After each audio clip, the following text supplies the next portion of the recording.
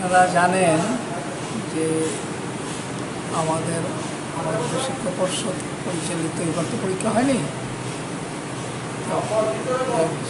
বিভিন্ন রাজ্যের শিক্ষা বোর্ড যে পদ্ধতিতে ফলাফল ঘোষণা করেছে বা কেন্দ্রীয় সিবিএসসি যে পদ্ধতিতে করেছে, মোটামুটি সেই ধাঁচে আমাদের একটা এক্সপার্ট কমিটি করা হয়েছিল।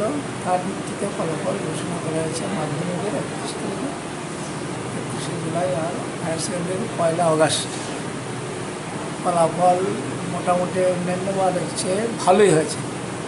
তার সত্ত্বেও ফলাফল প্রকাশের পর দেখা যাচ্ছে রাজ্যের বিভিন্ন প্রান্তে পরীক্ষার্থীরা মানে প্রায় পরীক্ষা না দিয়ে একেবারে পাশ করার দাবি জানাচ্ছে।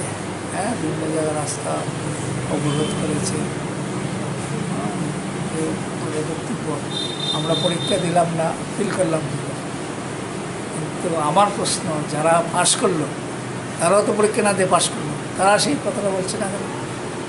এনিওয়ে, এখন একটা করোনা ভাইরাসের কারণে পরীক্ষা হয়নি। এটা একটা মৌকা, তারা বুঝতে পারছে।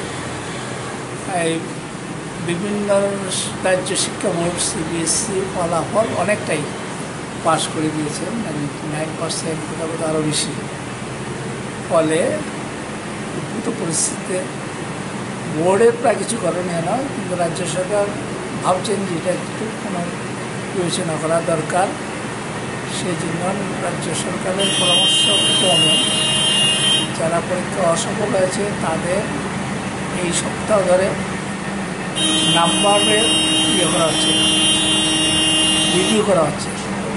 অর্থাৎ বিভিন্ন স্কুলের জেলাভিত্তিক বিভিন্ন স্কুল থেকে মাস্টারমশাই এসে তারা যে নাম্বার দিয়েছিলেন বোর্ডের রেকর্ডে, সেই নাম্বারটা ঠিক আছে কি না